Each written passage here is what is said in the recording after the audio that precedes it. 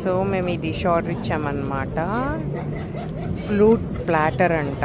Oh my god, looks so good. ఆహా, mango బాగుందండి. ఉప్పు కారం వేసి ఇచ్చారు, ఎప్పుడూ తినలేదు. Cheers guys, cheers cheers cheers. So ఇది కాక్టైల్ అవర్ అంట, హ్యాపీ అవర్. సో మేము అందరం కాక్టైల్స్ ఆర్డర్ ఇచ్చుకున్నాం. పాపకి pineapple juice. This is our main course అండి.